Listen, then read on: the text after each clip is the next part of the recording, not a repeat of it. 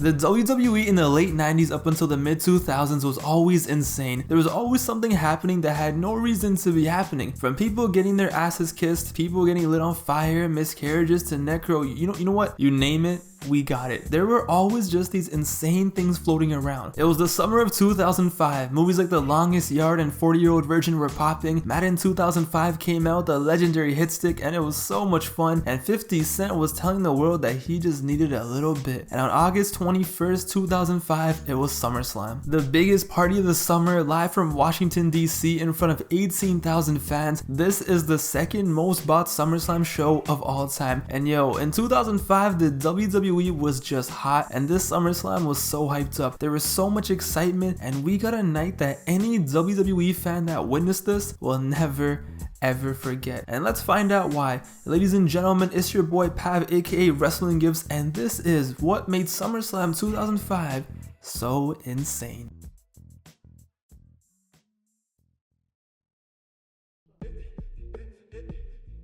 Act 1. At 7 years old, there was no reason for my ass to be watching a storyline like this unfold on television. The story that we're gonna talk about started in the year 2000. Matt Hardy and Lita are 2/3 of Team Extreme, and in real life they are dating, and even on screen everybody knew that they were a couple. They were living their life, traveling the world as wrestlers, jumping off ladders and shit for no reason, winning championships, and they were on TV every single week. They were living out their dream. And as the years went on, the couple stayed strong no matter what happened. By 2004, they had been dating for 4 years, and after neck injuries and career setbacks, Matt Hardy and Lita were finally back together on WWE television together, and everything was blessed until Matt Hardy had a knee injury. Matt Hardy had to exit the WWE for a bit, so enter, of course, the only man it could have possibly been. That slimy mother Edge got himself involved. It was late 2004, early 2005, and while Matt Hardy was out nursing an injury, his girlfriend Lita was getting nursed in a different way. Matt Hardy considered Edge to be one of his best friends, but that same best friend ended up being the man who Lita cheated on him with. In late 2004, Lita began traveling with Edge while Matt Hardy was out injured, and they became more than just traveling buddies, but nobody knew exactly what was going on. After a few months, Edge's wife called Matt Hardy to let him know that Edge and Lita had been sending some suspect messages to each other. Matt found out, and of course he snapped. Lita got kicked out of Matt Hardy's house, word spread around the locker room, everyone found out about the affair, and Matt just started going crazy. He told the entire world online what was happening. He was blogging it, he was making videos, he was exposing Lita, he was exposing Edge. He went mad. But the WWE got tired of this. They didn't want this real life drama to affect their product, and plus they liked Edge and Lita way more than they liked Matt Hardy. So what did they do? To ease tensions backstage and stop the drama, they fired Matt Hardy. So not only did he lose his girl, and he lost his job. Meanwhile on television, Edge and Lita became the biggest heels in the entire company. They made them an on-screen couple. But after a few months, the WWE was like, you know what? YOLO, let's make this a little more fun. We already have Edge and Lita as a couple on TV. Why not bring back Matt Hardy and make this real life beef a storyline? So on a random episode of Raw, Matt came back and beat up Edge while security tried to get him out of there. It looked so real and so legit. It was as if Matt Hardy actually invaded Raw to attack Edge. Every week Matt would just come out and attack Edge until a few weeks later when Vince publicly came out and said it's time to do what's best for business and rehired Matt Hardy.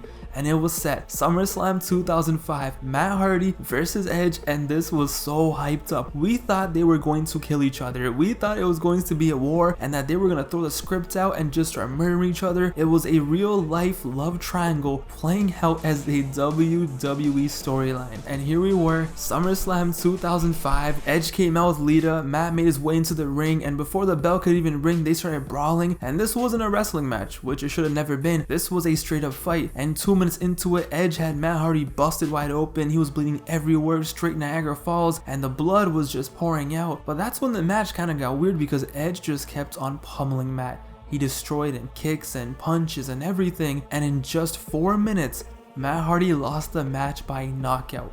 When do you ever see someone lose a match in the WWE by knockout? So take this in. Edge took Matt Hardy's girl, got him fired, started making out with her every single week on TV, got Matt rehired just to beat his ass in front of the world in 4 minutes, leave him a bloody mess, and after this, Edge would go on to become a main eventer in the WWE and a Hall of Famer. Edge broke every bro code, every rule, every moral thing you could possibly think of, but it all worked out for him. Instead, he came out as the winner. He would go on to become the Edge that we all hated, and after this was bigger than ever. Meanwhile, Matt Hardy was just kinda there. SummerSlam 2005 was the public humiliation of Matt Hardy.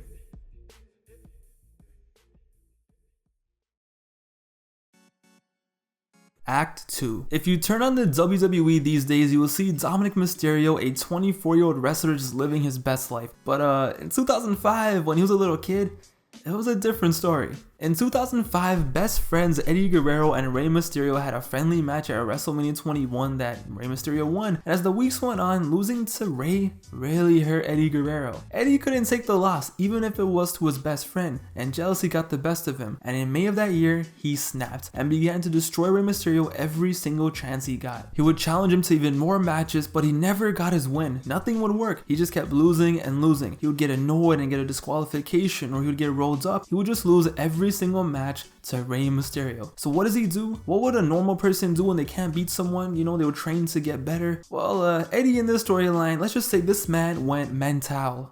No, not mental. No, this was another level. He went mental. He started coming out to the ring saying he had a little secret of Rey Mysterio that he wanted to expose. He started doing these creepy ass promos, reading little stories in the ring, visiting playgrounds where Dominic would be, and Rey Mysterio would beg him not to expose the secret. Please don't do it. But Eddie did not care because he was mental. He told the world that Dominic Mysterio was actually his son. I'm your papi, Dominic. He got custody lawyers involved and everything. He told the world that it was his son, and he actually took him back. And of course, this is wrestling. So what happens? Do they go to court to fight this? Do they figure it out? No. They have to have a wrestling match.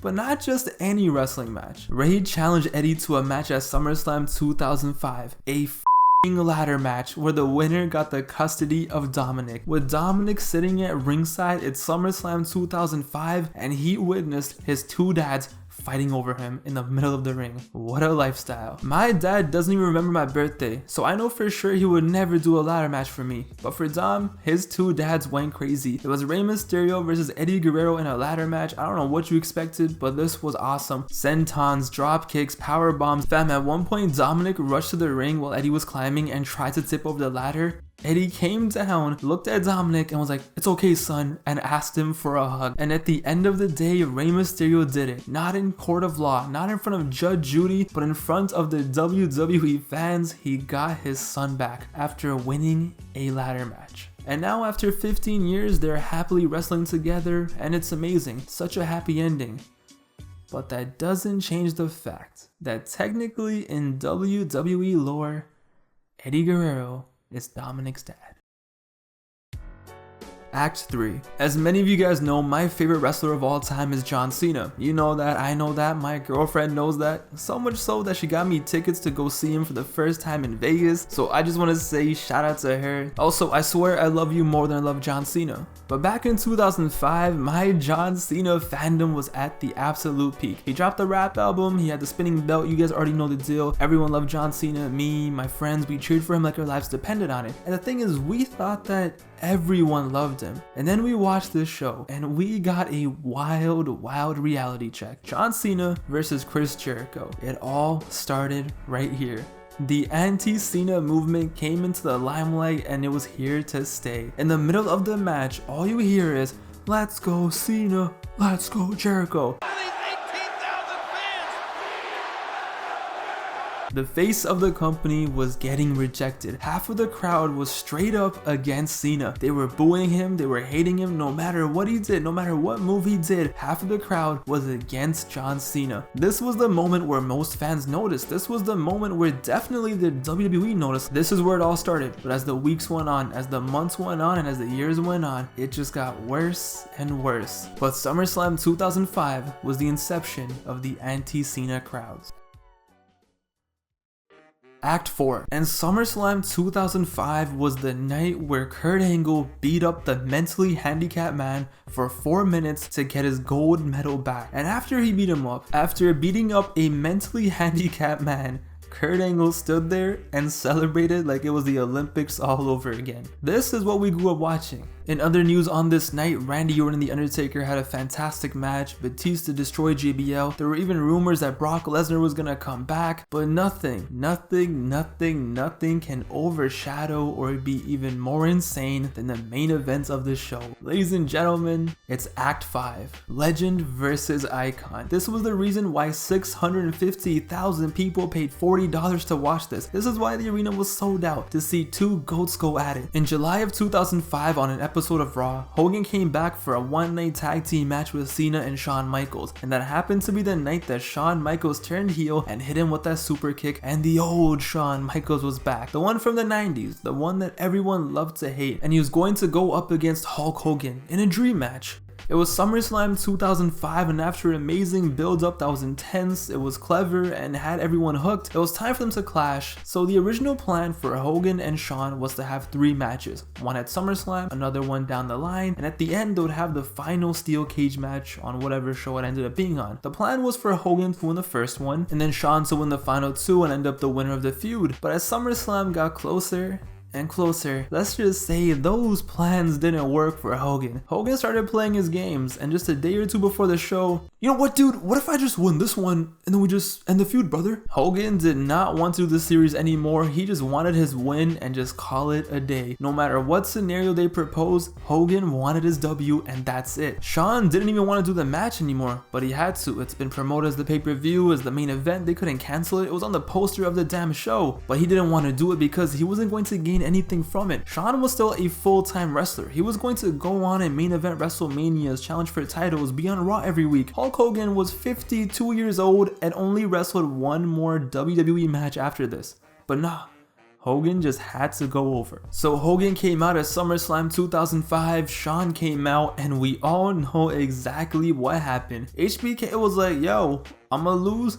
Might as well lose with some style and act like I'm about to die. The match started and Shawn Michaels was flying all over the damn place, making a mockery of the match. This was his way to get payback. He made this fake wrestling match look faker than ever, and this is honestly iconic. You would think HBK got shot. One of the funniest WWE matches you will ever see. Here you have HBK just dying and flying. Meanwhile, Hulk Hogan is bleeding everywhere, going straight try-hard mode, acting like this is the greatest moment of his career. Some of the things that Shawn Michaels was doing made no sense, but it made all the sense at the same time. And what a perfect way to end this show. This show was just filled with the most random, craziest, stupidest, but somehow awesome moments and storylines, and it ended with Hogan dropping that leg and he won the match. Hogan didn't even realize that this was a mockery. He was just happy to get that 1, 2, 3, brother. Shawn wanted to sabotage the match so bad, and he did, but at the end of the day, Hogan still won.